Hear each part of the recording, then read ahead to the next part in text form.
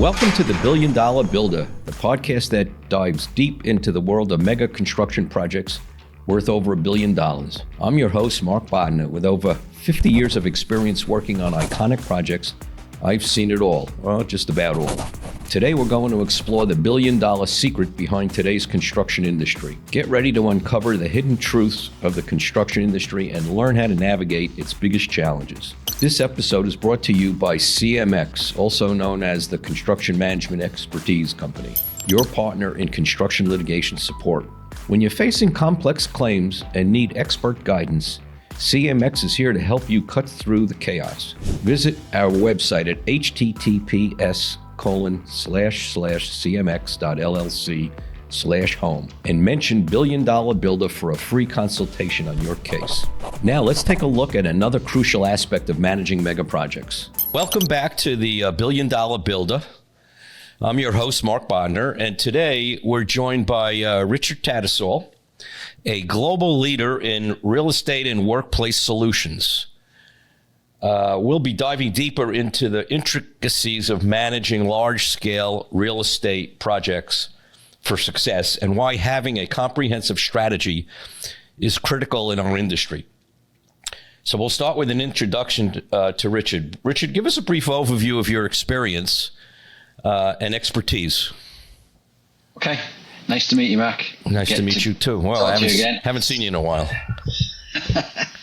So pretty much, started back in the UK 30 odd years ago, managed construction projects around the world, and then ended up 15 years ago working for Goldman Sachs. And since that time, built over 5 million square feet of new sustainable workplace for Goldman Sachs and other finance institutions in many locations, including London, Bangalore, Tokyo, and of course America. So from a technical perspective, I started as what they call a quant surveyor, which is a finance individual back in the UK, developed into project management, finance, from budgeting and the like, and then into contracts. So a pretty well-rounded experience, and then ultimately ended up as a senior leader in the real estate groups at large financial corporations. A lot of unique experience related to the finance industry, and particularly into large real estate strategies and portfolio's. Capital projects primarily? Capital projects, but also sustainability projects, keeping the lights on. Uh-huh. So it could range from anything from, making sure that the coffee machine works. If the coffee machine doesn't work, nobody's happy. Right. Technology works. So keeping the lights on, but also providing new best-in-class space for the employees. And those have changed considerably over the years. So what would you say the range of value of the projects that you were engaged with or involved with, dollar-wise? From a individual project perspective, they could range from anything from, we used to say anything above 75,000 up to, the largest was just under 2 billion. So it was a portfolio of real estate space as well as capital projects. Huh, very interesting. We would end up doing, we could end up doing in a particular year 300 plus different projects that might have an annual spend of 250, 300 million, excluding some of the bigger large campus projects, which could be $500 million themselves each year as we built them. Okay. And global, so that made it even more complicated, right? It's a global portfolio, so all the nuances that come with that. So with all the years that you've been doing that, how has the real estate strategy evolved for multinational corporations?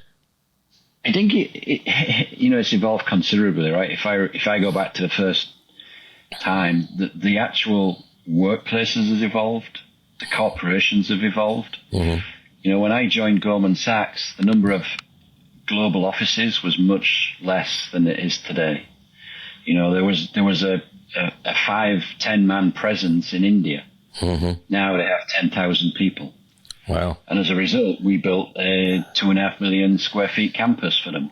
And if you look at most large corporations now, they have, significant presence in whether it's India or the Philippines or, somewhere. So they have a head office in some location and then they have a back office, or as they call it, a high value location. Right. So I think that's one big change, just, the globalization of the corporate real estate. Right. I think the actual workplace itself has evolved. When, again, if I go back when I started, there was a lot of individual offices. Mm-hmm. Nearly every VP at Goldman had an office. And as time's evolved, we've gone from individual offices to outside fixed benching, or cubes maybe sometimes, then benching. And now with technology, you can hot desk. So not everybody has their own dedicated desk. So the workplace desking has evolved. The level and amenities that's provided has changed dramatically, right? The Googles and the Amazons and the technology companies introduced, food offerings into the workplace. They introduced a lot of fitness, recreation, and different amenity offerings. No longer are the days where, you have to, if you want to go see a doctor, you have to leave the office, right? Most of the large corporations have healthcare provision, they have wellness provision, they have fitness. So all of that has evolved over probably the last 15 to 20 years. And then recently, COVID has changed. COVID has meant that corporations have had to relook at the real estate strategy and in some cases introduce even more amenity space, right? The people have been sat at home doing Zooms, and what they don't want to do is come into the office or to the workplace and sit and do Zooms. So they want something different. They want collaboration spaces. They want outdoor spaces where they can meet. They want, sleep pods and all the kind of things that they were used to at home. So what would you say is the most common challenge in managing real estate portfolio? I think in terms of the portfolio itself within a large corporation is, there's going to be change. That, businesses are likely to have to at some point change. A large project can take anywhere from, 4 to 6 years to bring online. And in that 4 to 6 years, then the business might acquire, the business might have a bad time.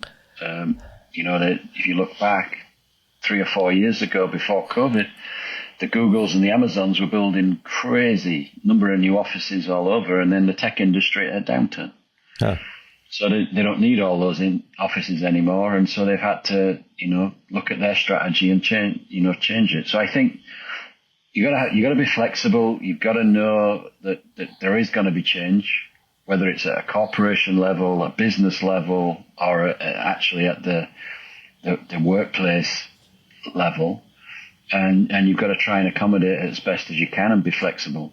And that's not easy to do. It needs a lot of collaboration between the real estate different groups. It needs a lot of thought and pre-planning. So I want to pivot a little bit to a personal question. From your perspective, was there a project that actually changed your perspective of the way things get done from where you sit? I think that, look, I built projects in the United States, in New York. I built projects over in Europe. I think the one that sticks in mind that was just totally unique for me was India. Like we went to India with a philosophy that we were going to build the best in class equivalent US campus building or buildings in India. And just the Indian culture was just totally different. They'd never done anything like what we were trying to achieve. They'd never had American design on the ground in India, and even simple things like safety, getting 2,000 Indians to wear a hard hat and wear boots and wear gloves was just difficult. And yet they embraced it. It was a challenge. It took quite a while to do it. But at the end of it, it was, you could see the joy on their faces when they moved into a space that they could just never have envisaged. Uh-huh. It was really the best in class. And for 10,000 employees, it was like a Christmas gift. It was huge. And as a result, the attraction of new employees to the company was also significant, right? Because everybody needs talent. Mm-hmm. And as a result, we built the best campus, which then in turn attracted the best talent to the business. So it was a win-win. And, even once we'd finished it, we started taking some of the design features from that building and rolling them out in other global locations. So I think, the one in India sticks out as a memorable. Well, I'm glad to hear that you didn't adapt. You actually got them to adapt, which is remarkable. Yeah, I like to say I adapted as well. I started to eat korma and chicken masala more and more. So I did. It was interesting. In space of 4 years, I did 43 air journeys backwards and forwards to India. Wow! So I definitely adapted to their culture. Yeah. Okay. All right. So, thinking proactively, is having a comprehensive real estate strategy important in today's corporate environment? And if so, why? Yeah. Look, every corporate ultimately is shareholders, right? It's quarterly dividend, it's quarterly returns, it's at the bottom line. And as businesses have different demands, they need to have their real estate to be flexible. Mm-hmm. And if you don't have a strategy, you don't know how to be flexible, right? You're reactive, not proactive. And by that I mean there's occasions when you need to reduce space. You need to shrink the business, shrink the space. So you need to have, flexibility in your transactions, ability to have lease breaks. There needs to be the opposite. There needs to be flexibility to expand in locations where businesses are growing. So you need to understand, how can I get more desks? How can I get more amenity spaces? So you put together a strategy that allows you that flexibility. And implementation of that strategy may, depend on the business economics at the times, how the businesses are doing. But at least you've got the strategy in play, and you can, use pieces and parts of it to bring to the table as need be. So you're able to make adjustments by looking at different scenarios. Yeah, for sure. You need options, right? So you always have options. If you've got an existing building, you want to have options of how you can get more people in that building. Mm-hmm. You'll get to a point where you've got, you can't get any more in. So what's your options to go get more space? What's your options then? And again, if I go back, to build new large campuses is a 4 to 6 year effort with all the planning and the like. So it takes time. So you need to be looking out at your head count 3 to 4 years. You need to engage with the different business units, get a sense of where their businesses are going, and then build out, as necessary to suit their needs. Yeah. So you basically answered my question, and my next question, which was to be what do you include in a preemptive real estate strategy? And I think you basically covered that. Again, I'd like a personal options. I think, Mark, is a key thing. Yeah. Options. Just lots of options. Right. If you're currently dealing with a massive claim or find yourself in the thick of litigation, don't forget to check out our website. There you'll find our comprehensive questionnaire that can serve as your roadmap to resolution. Remember, the right information can save you millions in litigation costs. So was there a time when a strategy like that saved the project or reduced the cost significantly? Look, the first 5-year business strategy for real estate that we did at GS was to try and reduce the occupancy expense of the business by 30%. And at that time, GS had, quite a lot of aging workplace. And so rents were high. The space wasn't great. And so as a result, there was an effort to really upgrade the space, upgrade the employee view of the space, how the employee liked the space and could work in the space, and at the same time reduce occupancy expense. And we were able to deliver that plus some, and the net result is that most corporations do employee satisfaction surveys, and the surveys from the employees went up significantly compared to what they'd been used to before. And again, it comes back to a lot of these large corporations. It's about talent, and it's about their image as a corporation. So you want to make sure that you can have the best workplace to attract the right talent.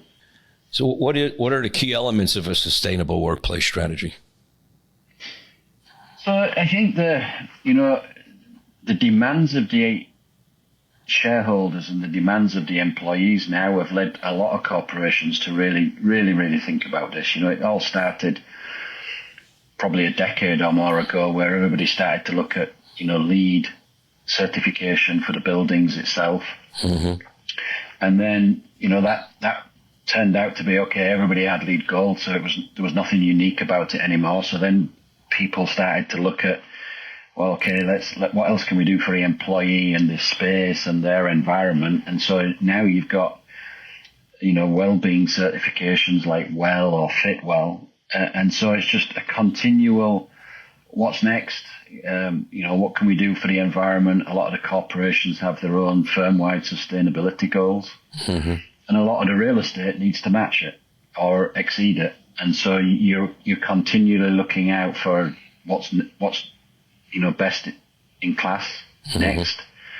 And if you look at somewhere like New York City, those buildings that are at the best in class from a sustainability viewpoint or a quality viewpoint are the ones that are, close to fully occupied. So those that are aging and not environmentally, the right solution are not as occupied. And so, employees demand more. They demand that the space be right. Yeah, I guess I think you said it already. It comes down to retaining talent, right, and attracting talent. Yeah, definitely. And how do you balance those goals with cost effectiveness in a large scale workplace environment? It's also practicality. It's not just about cost, right? Some of the large corporations also, cost is important, but they have the money. But sometimes you don't have the practical ability to meet all those goals, right? Depending on the location of the building, depending on the utilities, depending on the site, it might be difficult. But our approach was always, we're going to try what we can to achieve at least a gold standard. But if it's too cost prohibitive, then we'll present it to the business and let them make a decision as to whether they go to the platinum standard, as an example. And we just brought it down to options. And look, quite often now, the building standards and building designs have evolved that some of these sustainable opportunities just come as a matter of course. They're not added on extra costs. All right, let's pivot a little bit to managing projects, which is somewhat more in my domain. What is the most effective methods in managing projects for these large scale real estate, like for the capital projects? What would you say is the most effective management methods? Well, I think because you've got multiple projects in multiple different parts of the world with different project managers, a lot of the project management is outsourced. There's some in-house, let's say, called development managers, but the actual on-the-ground boots is outsourced project management. So to keep all of those around the globe all matching to the same tune, so to speak, you have to have good governance and good controls. and you have to have a fairly strict set of protocols as to how you're going to do things. You can't have, project manager in Salt Lake City going off and doing one thing and a project manager in New York City going off and doing it completely differently. And sometimes you don't want to put them in too much of a straitjacket, but you also don't want them to be totally without any kind of framework. So from a project management perspective, I've always been a big advocate of project management information systems because they allow that framework to keep the teams within a framework, but also to collaborate and get the job done. And so those are the fundamentals, so that you can make sure that the escalation protocols are the same, the reports are the same. I've just done a project with another large finance institution where the CEO of the business was receiving 3 different reports that looked completely differently from 3 regions of the globe. Right. On the status of his real estate. And what one team was calling red, the other team was calling an amber status. Right. And he's like, Richard, I don't know what to make of all this. He couldn't understand it. Right. So having consistency and standardization, I think, is important. Yeah, that's the key on a very large project, getting everybody to more or less use the same terminology, use the same formatting and the underlying content of something as simple as a change order request from a contractor shouldn't be called 3 different things by 3 different project managers. Yeah, I could relate to that. So how do you handle multi-stakeholder coordination in a complex global project? I imagine anything you were doing in India is you've got like you said earlier, you got American designers. You've got not only American designers, but you have local designers as well, right? Because they have to meet the code of the local jurisdiction. But in any large corporation, when you undertake a real estate workplace project, you could have 10 to 15 different stakeholders.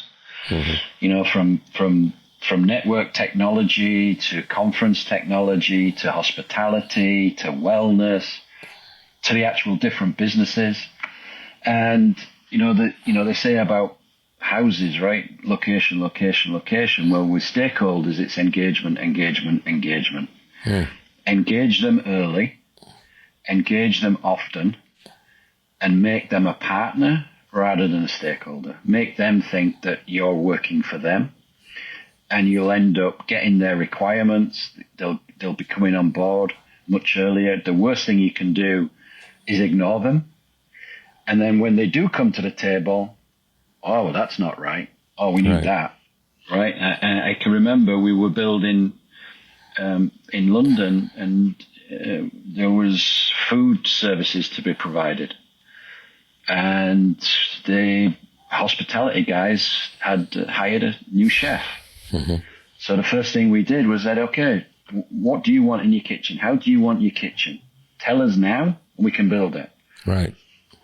And that process worked because we were able to give him his kitchen that he wanted and the design. Now, the tricky part is when he leaves, somebody might take over that kitchen. Right, operationally, right. Uh-huh. Operationally, but from a stakeholder perspective, we got him in early, we engaged with him, and we were able to satisfy his needs.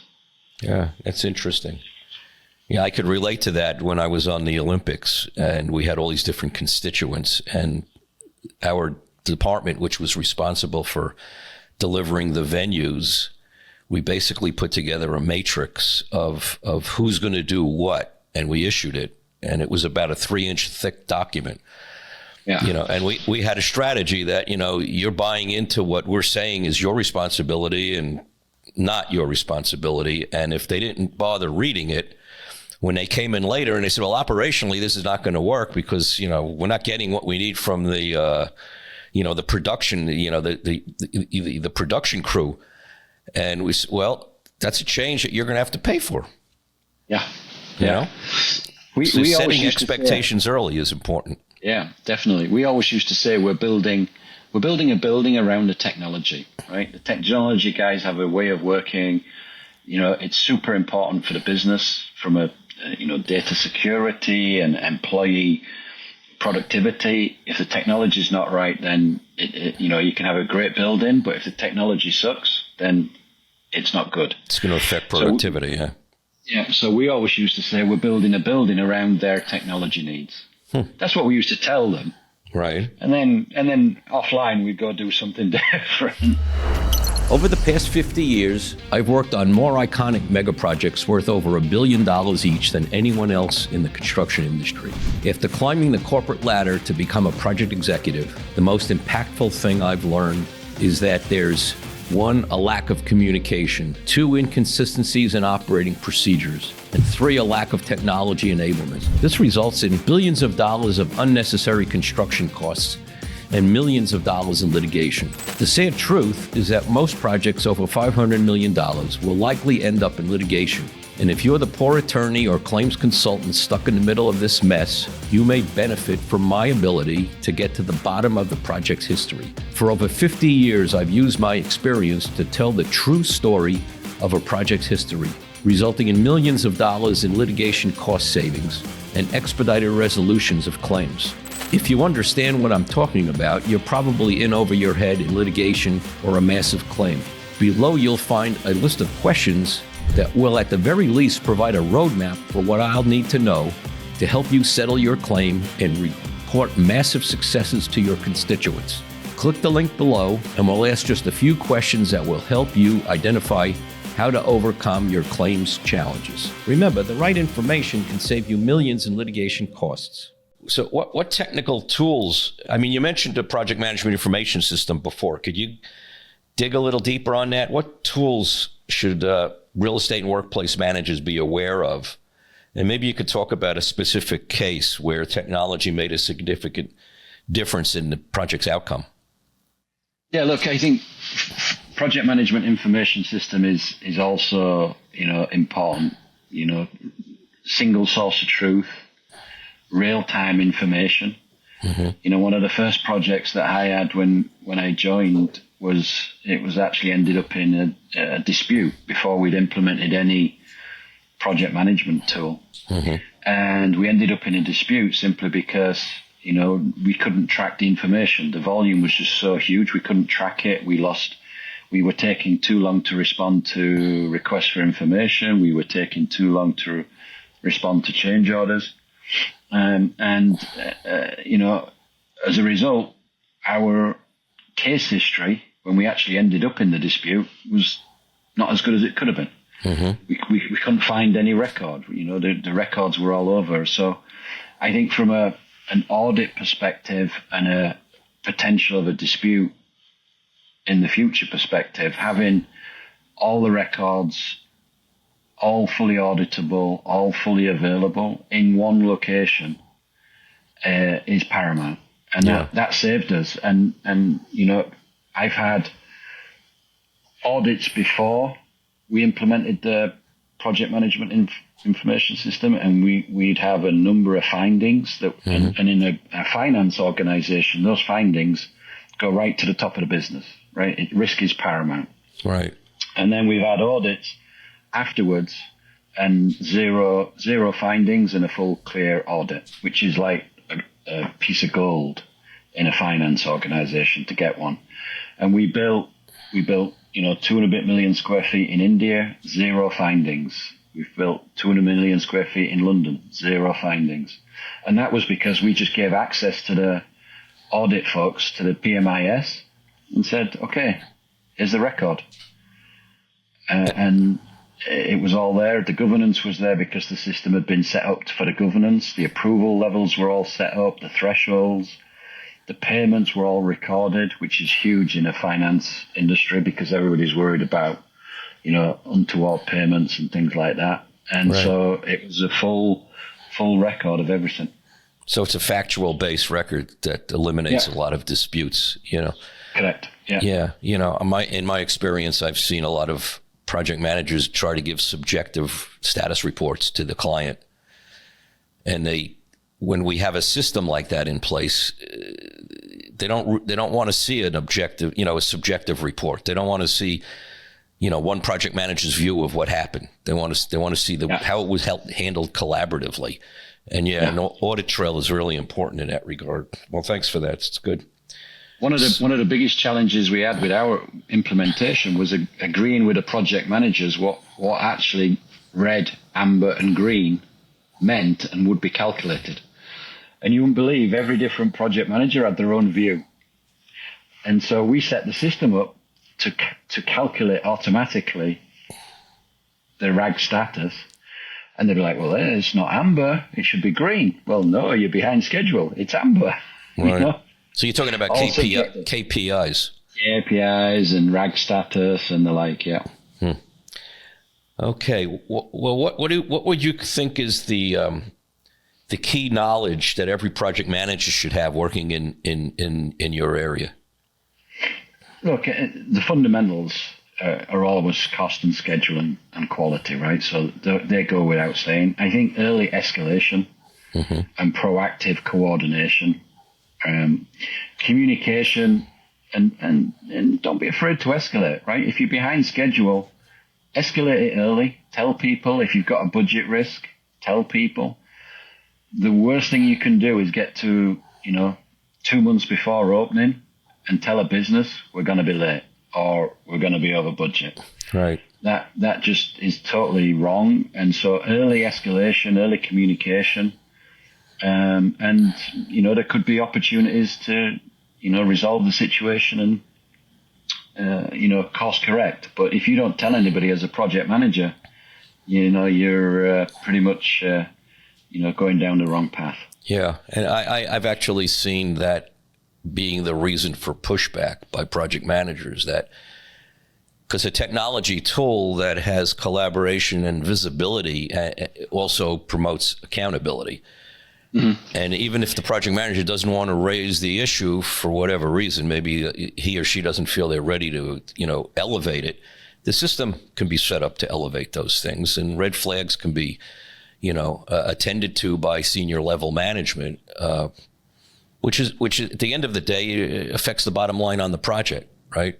Yeah. I had a recent instance where a project for a finance institution. It was a 9-month project, and 3 weeks before they were meant to go in, the project manager said, we're going to be late. So the business manager said, hang on a minute, you've been reporting to me for the last 9 months. Every month you're on schedule. Right. This came up, that came up, all the rest of it. But when I looked at the actual project manager's KPIs, he said he had green. He'd done everything he should have done, and all he was doing was saying, I've submitted the report on the 15th of every month. So I'm green, even though the project's red. That's funny. What? How are you trying to kid, right? It's not right. Yeah, I've often told the story of a project manager who didn't want to adopt the tool set.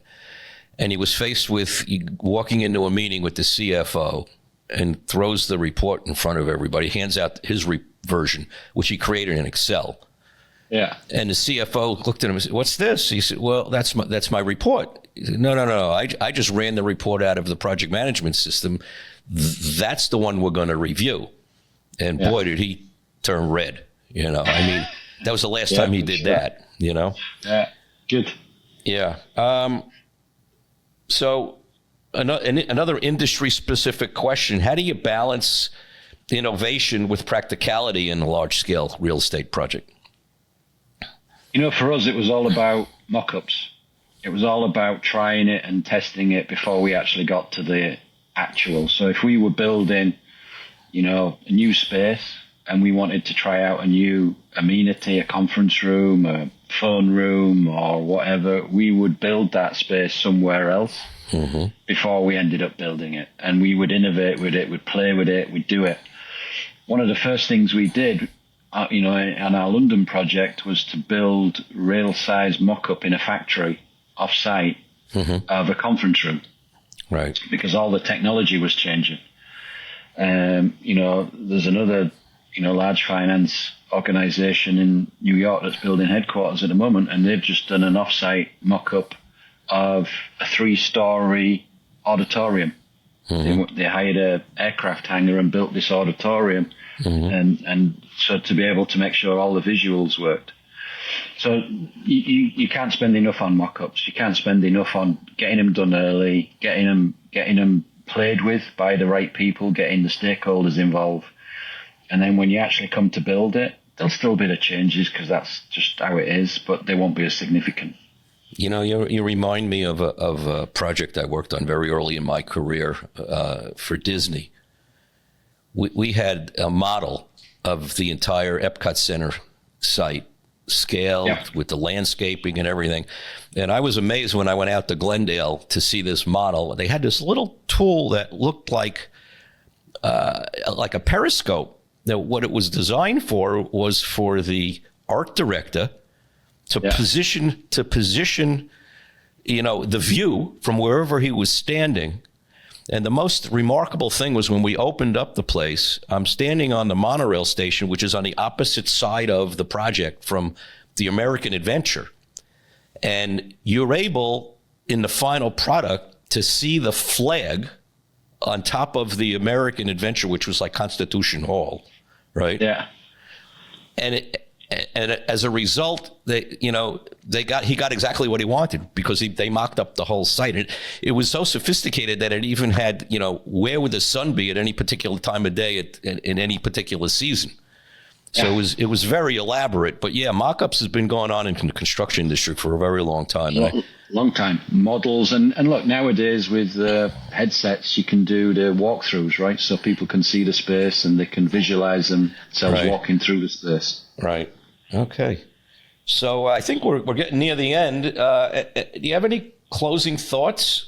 What kind of key takeaways from this discussion would you hope viewers and listeners remember? I think, you know, just good communication, getting the right talent, you know, on the project management team, the design team, and making sure that there's good communication between that talent and making sure that, you know, everybody's singing to the same hymn sheet with the good governance and good project management systems, I think is important. And if you do that, then it doesn't necessarily guarantee success, but it's going to put you on the right path. Yeah, it increases your chances of a successful outcome. Increases chances, for sure. Right. Yeah.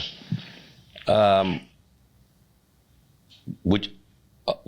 based on this discussion, I would encourage listeners to review their current real estate strategy and workplace strategies and take some of the lessons learned from Richard, who's been doing this for quite a while. I've worked with Richard in you know, total transparency. We worked together many years ago overseas on an airport project, and Richard's a star. Thanks, Richard. I really appreciate it. How can the audience find you and keep up with your work? Yeah, I'm on LinkedIn. So Tattersall on LinkedIn, and happy to help anybody, and look forward to hearing from folks. Yeah. So just to make sure everybody knows, you're independent right now, correct? Yeah. So your services are available and on consulting basis.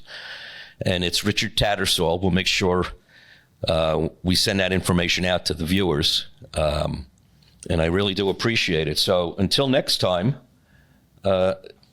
this is Mark Bodner reminding you that every project has a story.